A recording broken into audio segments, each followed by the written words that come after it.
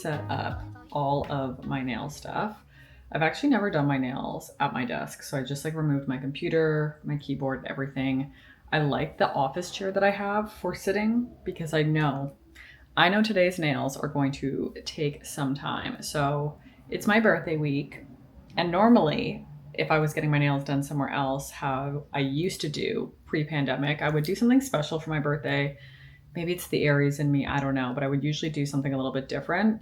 But since I'm my own nail tech, that means I am doing something different for myself, which means more time. I'm going to be here for the next little while. So I wrapped work up early so I could plug in to the nail situation. I got everything out. I have a little decaf coffee that I'm going to enjoy and my iPad so I can catch up on some, I don't know if I have any shows or for YouTube. I'll see what I have to catch up on. And I'm going to do the most intricate nails I have ever done. I really hope they go well. I have a few inspo photos. I'm a little nervous because it's something I've never done before. It really is like a full nail set that I've seen other people, like I've seen girls on Pinterest and even girls on Instagram have nails like this. And I normally do light designs. Like this is a like pink layered French tip, which I love. I think it's fun, but we are doing something different. And you get to come with me because I know a lot of you actually do your nails at home. So I'll try to link some of the products I use. I know I have majority of the stuff linked in Amazon because that's where I got most of the like nail products. The nail polish though, if you know, I'm only really a gelcare girly. So I'll make sure those colors are included. And if there's any techniques or anything I do as I go, I'll try to get footage of it and show you. But let's dive in. Let's start this like birthday week vlog by getting my nails done and having a little time for myself because it actually is very soothing to do my own nails. It is like that creative outlet where I'm not monetizing it because I really can't monetize this. These are my own hands doing work on my own hands. I'm not trying to make money off of this. This is really just for me.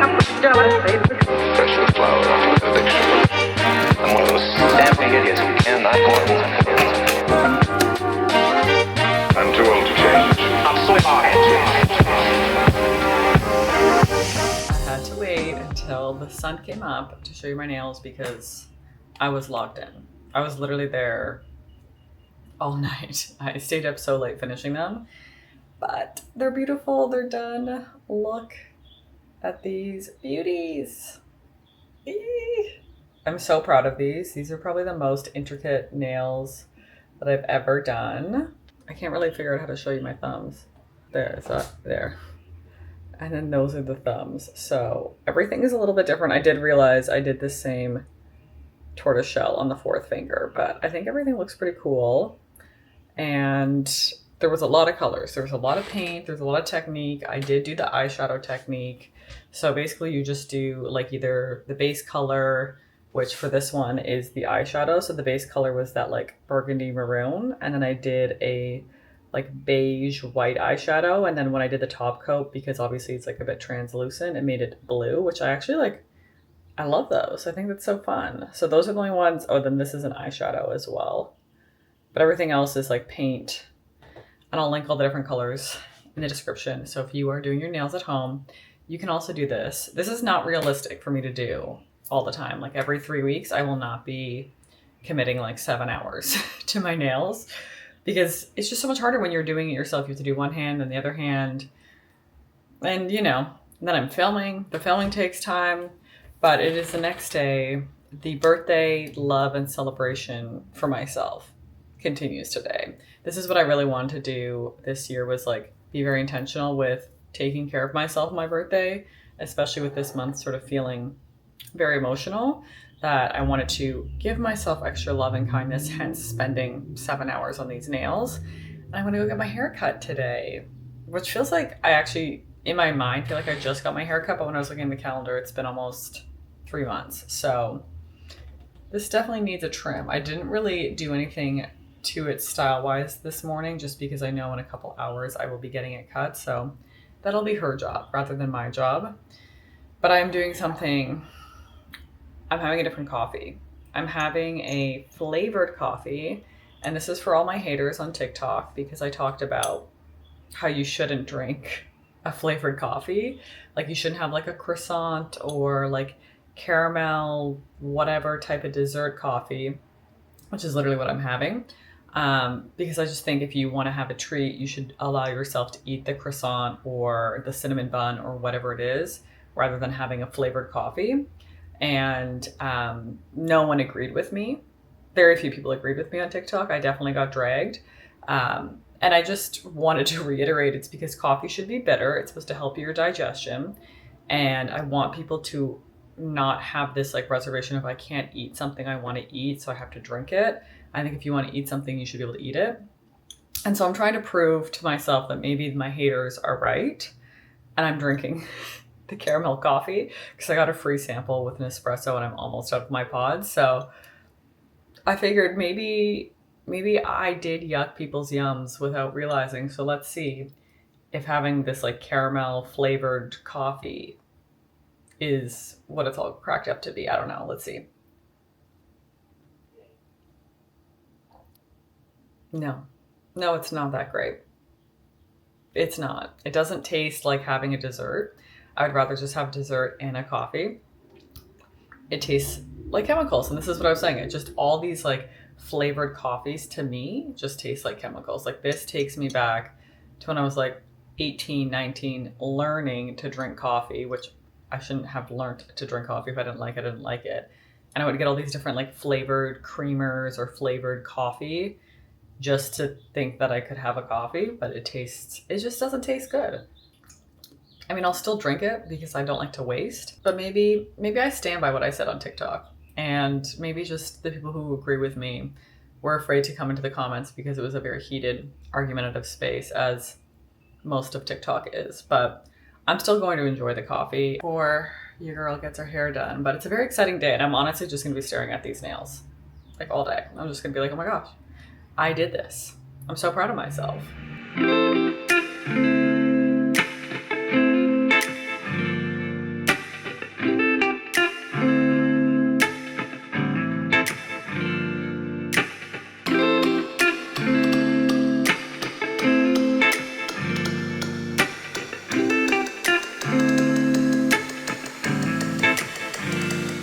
Look at the hair.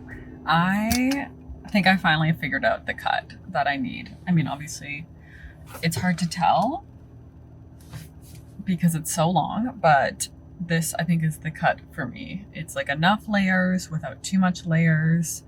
I'm feeling good. I'm feeling ready to turn 34, to be a whole year older, and like I said, wiser. But I do think this is like such a great way to start a birthday, a new year, is to align your haircut with your birthday. Why it took me 34 years to figure this out, no idea.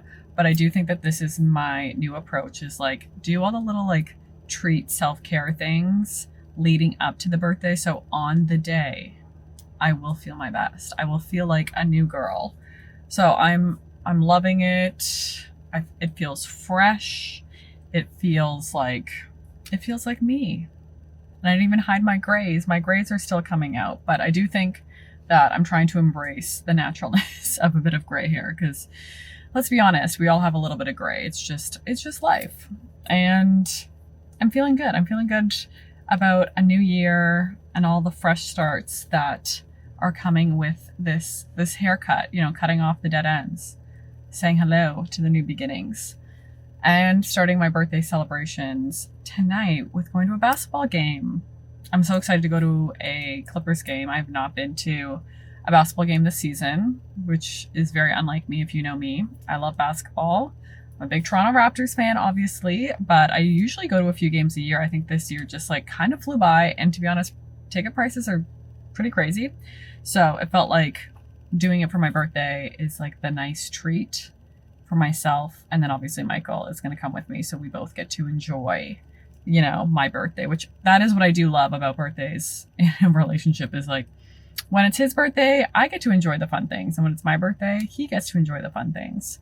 So all in all, the birthday means enjoyment for everyone involved, which actually makes me happy. That's how I would want it to be anyways. But yeah, feeling good. Now I get to go home in traffic before the game. Love a little traffic, but it'll be fine.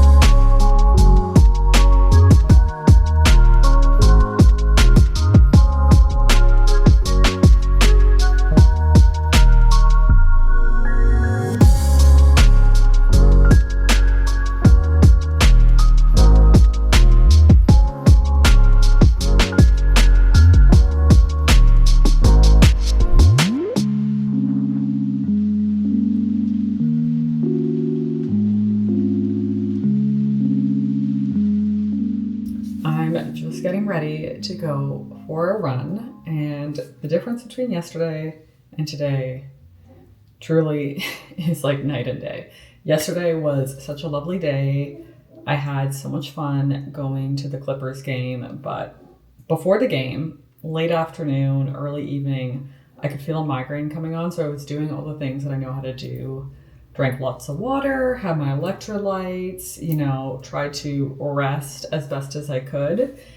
But obviously being at a stadium with lights and, 20,000 other people screaming did not help. And today has been a little rough for the head. And I don't know how I'm going to do running this 5K with a migraine.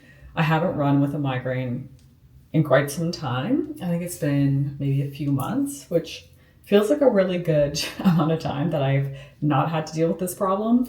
So it'll be interesting to see what happens. But I did go to my orthodontist today, and I got some of the knobs for my Invisalign removed because my smile is working. It's straight now, so I don't have to wear an elastic anymore, which honestly is life-changing because the clicking of the elastic every single time I open my mouth was driving me insane. And it feels like I'm making progression. This past year, I have committed to Invisalign. It's almost been a year since I started, so I've really done the short-term pain for that long-term gain. And even my orthodontist said that he could tell I was doing it very seriously because he didn't expect me to be this far along at this stage. He was just saying how a lot of people end up falling off, which I completely understand. It's not really a fun thing to be wearing these 22 hours of the day. But I took it super seriously. I used that disciplined mentality that I talk about, that short-term pain for the long-term gain. Like, now this is my smile. This is going to be my smile for the rest of my life, which I've never had my two front teeth touch. Like, literally, I don't even think ever, not even as a child. So it is a new smile, kind of a new me, which is interesting. I'm getting adjusted to it and accustomed. I still have to wear trays probably for another like 3, maybe 4 months. I just got another like scan done to see what still needs to be adjusted. So I'm going to get some new trays put in a month from now. And those will do the last like pull, push, whatever to give me the $1 million smile with my small smile, my small teeth. Every time I see dentists, they're like, your teeth are so tiny. How are they so small? It's almost like you have 2 sets of baby teeth. And it's just who I am, and I'm making peace with it. But at least I have a straight smile. So I did that, went and did some errands. Obviously had to pick up a couple snacks just because, again, with this running, I'm eating more. I'm trying to make sure that I'm eating more protein. I think for me, that's been a huge thing just since being AIP, is eating more protein, but also with running. I do need to figure out a carb situation, because that is usually what people are trying to do, is eat more carbs when you're running, but not eating basically any carb except for sweet potato makes it a bit harder for me. I am going to start using dates though as like my running like gummy or snack to help with energy, those natural sugars. I used to do like the Gatorade Chewies, but I actually don't know if they're gluten-free or like something I should be doing. So I need to do a little bit more research, but in the meantime, I think dates will work as my little energy booster when I'm running. Tonight's run is only going to be 5K. It's not my long run, thank goodness. So with the migraine, you know, I think it should be fine. I'm going to give myself a bit of grace if my pace isn't what I want it to be, or if I just don't feel good doing it. C'est la vie, I'm still going to do it. So it's a little bit of that mind over matter, short-term pain for long-term gain. I really was contemplating if I just wouldn't do this, but then I realized, no, I need to do this so that when I do my long run in 2 days, I'm building that momentum and like stacking those kilometers to get where I need to be. So I'm going to do it. In my mind, I'm just going to go run for 40 minutes. It'll probably be less than 40 minutes, hopefully, based on my pace. But I'm just telling myself, it's 40 minutes so you can come home, eat dinner, relax, unwind, and hopefully have this migraine gone tomorrow, because I don't want another day like this. You know, this is the thing, is I don't want this at all right now, but life must go on. So, and I'm also running in the evening, which will be interesting to see how that goes, because I actually haven't done evening runs in a long time, especially like longer ones. But the half marathon that I'm doing is actually like a night half marathon. It starts at 6:30 p.m. So I need to start to understand my body and energy for running at night. So that's also part of the training, is like, how do I train to run in the evening? So we're starting today with 5K.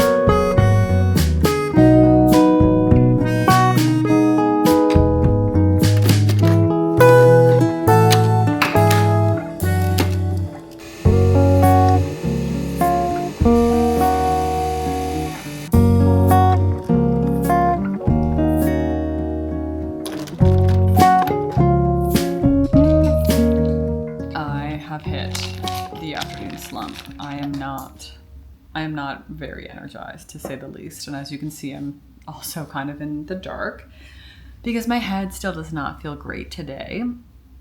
And I have an update about my run. I went for the run, as you saw. I gave myself the motivation. I gave myself that like pep talk. You know, I was like, 40 minutes, you can do it. You can go for it. There was moments that were not feeling good. I did do it. And at the very end, like half a mile, less than a kilometer to go, I was running and a unhoused woman was walking towards me. and started screaming, and then proceeded to come up to me and push me and kind of punch me in the face and shove me. And I don't remember the last time someone has physically like hit me, which I think is a good thing. I was saying this to a friend this morning. I was like, I don't know if I've, as an adult, had an altercation like this. I've been physically assaulted once by another unhoused person. This was like years ago in Toronto, and it was much lighter in comparison to this. It was more like he grabbed my shoulders and was just shaking me. This was like an actual like hit, push, and then I just like got out of the way, and I wasn't really gonna do anything. I'm like, this person obviously is not mentally there. They were screaming about how they can run too and they can go on hikes. So obviously it was like seeing me running was a trigger to them. So I continued my run. I finished it. I would say the adrenaline carried me through that last like not even full kilometer. My time was half decent. So that felt nice that I did it. And then I think when the adrenaline came down, I was like I was actually like shook by it more than I anticipated. And I did have like a bit of a swollen cheek and lip from where she hit me. So thankfully I was in my neighborhood and I called Michael to come pick me up because I did not feel like walking home after that. And just such a strange occurrence because as a runner, if any of you run, even just as a woman, we go outside, we have to think about our safety. And when I'm running, I always think about my safety. You've probably heard me talk about it. I bring my ID. I have my ID because I don't want to be a Jane Doe. Like, God forbid I got hit by a car. I want people to be able to identify me, call my next of kin, call my emergency contact, call Michael. So I'm always thinking about safety when I'm out for a run. And it's like, unfortunately, usually it's like creepy men, cat calls, dogs that are untrained, always like being very cautious when I'm running with someone walking their dog. I try to give as much space so that even if the dog jumps, the leash is there. These are the things you think about as a runner. And then obviously cars, just like so many drivers don't look for pedestrians, whether you're running or walking.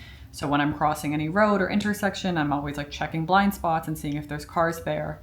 I just never thought I would have to add one more thing to that list of paying attention because yes, I would say I see enough unhoused people when I go for runs. I run past different encampments and I've never had an issue. I've never thought I would have an issue, and it just felt very, just like took away a sense of like safety or a sense of self and like confidence in terms of like being able to just go for a run by myself. Like even Michael was saying he wishes that he was with me. And to be honest, I don't know if things would have been different if he was with me because clearly the running was a trigger for this woman. But maybe I do need to run with people more, or I need to join a running group. I don't think I'm going to carry pepper spray on me. I do have pepper spray, but I don't really want to be carrying that while I'm running. Michael and I were joking about getting brass knuckles instead of wearing my rings.